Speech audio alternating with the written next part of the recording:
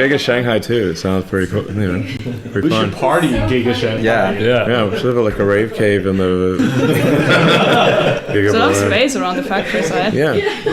Well, you should have like your own nightclub. Yeah. I think that'll be who doesn't know. Who doesn't? We should do that. I feel like I'd go for sure work at a company that's got the nightclub. That sounds way more fun. Didn't you want to put a roller coaster into the Fremont factory? Yeah. You still gonna do that? I mean, I think that would be pretty fun to do. Yeah. I think we could just like do, just basically have like, we just needed a rail that can support like a modified Teslas, and then Oh my god. Can you imagine a plaid? Yeah, just like zip around and around the factory in like 5 seconds. Tours would be booked for months. Yeah, we should get in right now. Awesome. yeah, we kind of actually in various parts of the factory we have vehicle conveyance systems. They just don't move that fast, but they're kind of like roller coasters that You move could slowly. speed them up. Yeah, you can speed them up. Exactly. So yeah, but yeah, overall I'm feeling pretty. I don't want to tempt fate or anything, but feeling pretty good about where things are headed.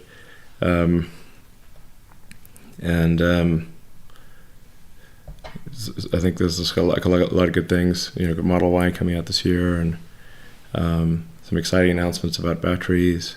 A lot of progress in autopilot. Yeah.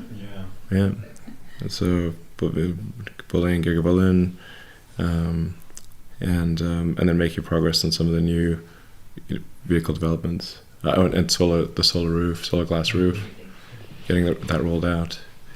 The Cybertruck got received really well, I think. Yeah. Did you expect that many orders? Not really. It's amazing. It's amazing. when I first saw the Cybertruck in Franz's design studio, I mean, Elon had told me that this was a a daring design. Although I think you're the most excited about this design than any design. Yeah, I think it's our best product ever. Yeah, and I saw it. I was just taken aback, and not by the design so much, by the pure aggression that the truck. You stand in front of it, and you're like, okay, I'm afraid. It really is like a badass truck. Yeah. Well, it seems like a lot of reasons why people buy pickup trucks, in the US is like because it's like the most badass truck, like which one's the toughest truck, and it's like what's tougher than a truck? A tank. Like a tank from the future. So it's like my niece in Cochrane, which is near Calgary, she's a dirt bike rider champion, and already 5 Cybertrucks were ordered just the day. 5 Cybertrucks. Because Just in case the first 4 are busy. 5 of her friends ordered. She's done her, and she's also pretty good. yeah, absolutely. Yeah, they just love it. Yeah, it's literally like, so how do you out tough a truck? You just make a futuristic armored personnel carrier, and that's tougher than a truck. And I feel like autonomy will probably be very mature by the time it ships too. Yeah, for sure. So how many Cybertruck orders do we have right here? Raise your hand. I got one. 2. I ordered 3. I mean, it's gonna be pretty special and not look like other things. So yeah. It looks so cool. Like the first time I show it to my son, it's like, Daddy, this is something from Alien. This is his first impression. Yeah. It's like, yes, it is. That's how it was designed. It's like, what's the, let's make a futuristic armored personnel carrier, and so the inspiration board was like literally Blade Runner, like sort of Mad Max, Back to the Future, Aliens. They've so that's why it looks like that.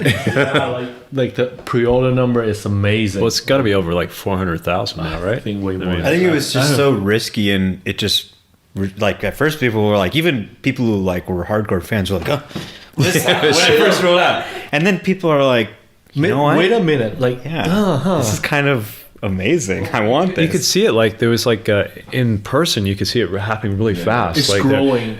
the reaction and then the processing, and then you're seeing all the features, and then the range and the price. Those are the compelling things that really killing like it. just hit everybody. Yeah, really. the 40,000 was the biggest shocker. Yeah. It's like, oh, people are going to be buying and this. that range too. Yeah. Like it's just No, it actually, was the beyond. 69,500 miles with 2.9 seconds. Like, come on, like, dude, you have to get it. Like, no way.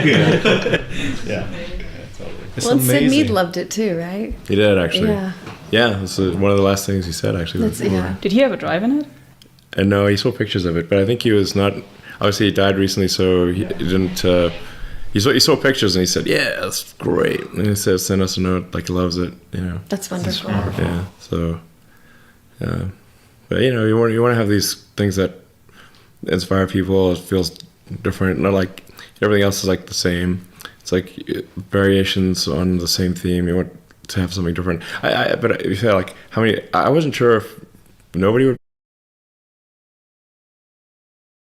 It just wasn't. You know, didn't, I don't know. But you know, I just told team like, listen, if nobody wants to buy this, we can always make one that looks like the other trucks. That's not like Yeah. Yeah, you can always just try it and see we how could say people like, feel. okay, it was a. You know, we could say, okay, it was a weird failure, but now we'll make one that looks just like the others, and there you go. So It seems to have captured the whole world though, like elevated Tesla in the cultural zeitgeist in a way that like is so exciting. Like the Travis Scott music video already happened. Like that was so cool. I was That was waiting cool. for the first music video and I was free like advertising, right? yeah, so Yeah. awesome. Really cool. yeah, it's going to be hard to make that, by the way. So it's not.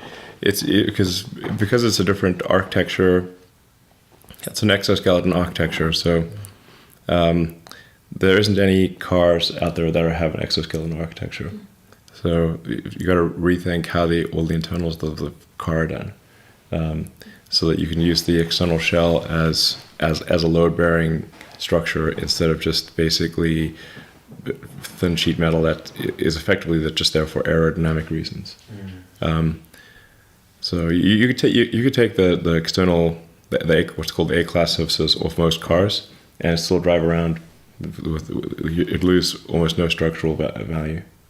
They usually go very, very thin sheet metal, so it's all endoskeleton. So there'll be some challenges building that. It's a Starships 3. It's a Starships, yeah. So you can use the same.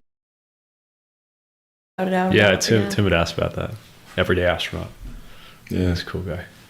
he's a cool guy. He really knows what he's talking about. Yeah, he does. So yeah, so there's a lot of a lot of good things. There'll undoubtedly be some setbacks along the way, but it's looking pretty good.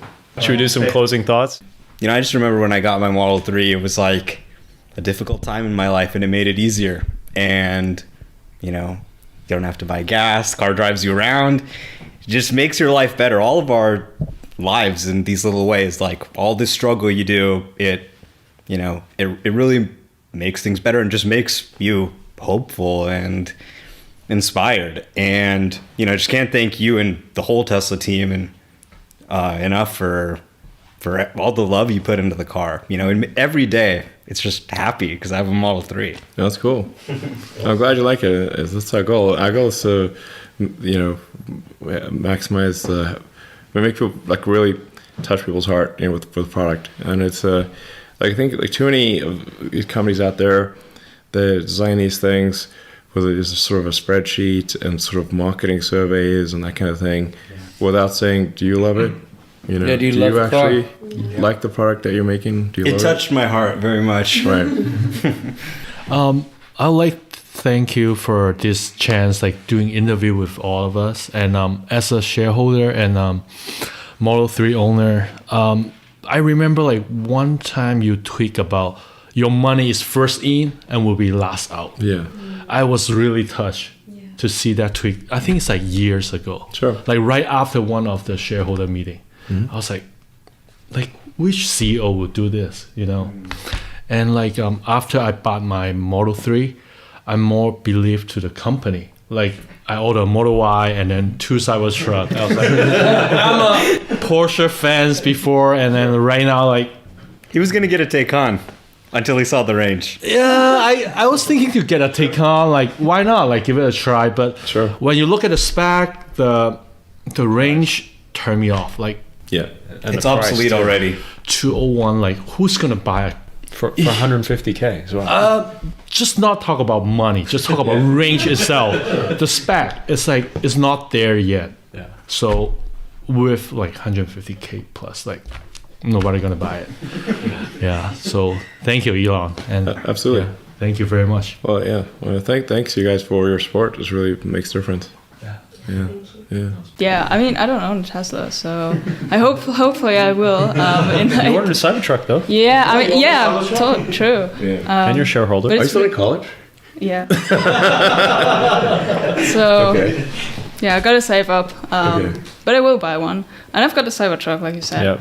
But like I've made so many great memories just like through these cars. Like I've met all you guys through Tesla, and this is like amazing. Just like what kind of community just is created through products that you love, and I think that really means a lot. Like I think I've never seen people being so excited about a product before, or like having this whole family feeling. It's really That's cool. cool. Thank you so much. You're most welcome. Yeah, thank you.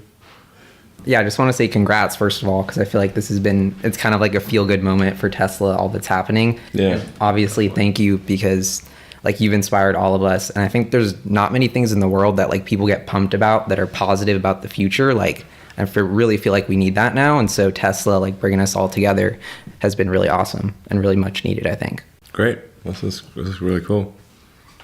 I would think I'd have to agree with what Gally said, just where Tesla's going. You have a car that's actually making a difference with the clean energy, changing the earth, cleaning things up. I mean, it made me excited to see. And you're so efficient, and you actually get things, the way you do it, I don't know, you get it done.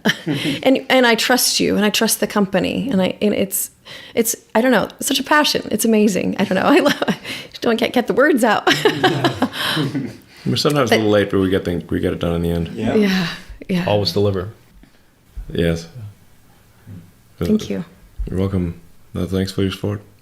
Well, I just want to say, like, how I described this podcast, like it kind of just grew out grassroots, right? And I look at you as also part of the community. You're as much third row as all of us, right? So I mean, I'm really grateful you were able to come on this and also tell the story. Absolutely. Show more people. I hope we can do it again too, because I'm sure there's going to be things that come up that we want to set the record straight too. Yeah. And maybe have some celebrations too. So yeah, sounds good. Yeah, I mean, there's a lot of exciting things. Probably, like I said, some, disasters and drama along the way. It's never 100% good. We'll be there to help. So yeah, I mean, it's always good to get feedback. Like if you're in my position, what would you do? Right. Like a lot of times, like I just don't know if something's wrong. I just don't even know it's wrong. Because I have to learn it somehow, and then allocate, try to figure out, okay, how do we deal with all these different issues? Scaling service effectively is very difficult, for example, and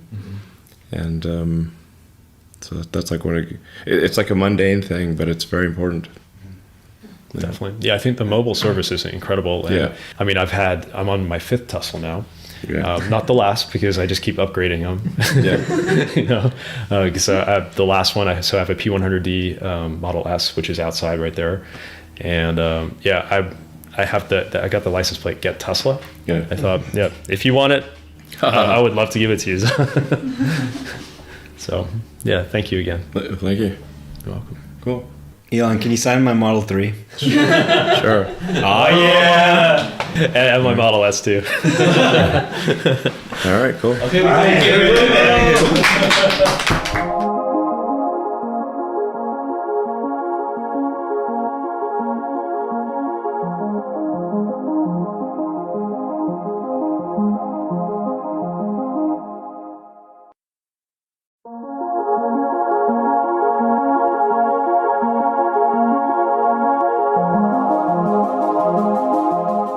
Welcome to the Third Row Tesla podcast. My name is Safian Farval, and today we have a very special guest. But before I introduce our special guest, I'm going to go through and introduce our crew. So our regular Third Row Tesla podcast crew.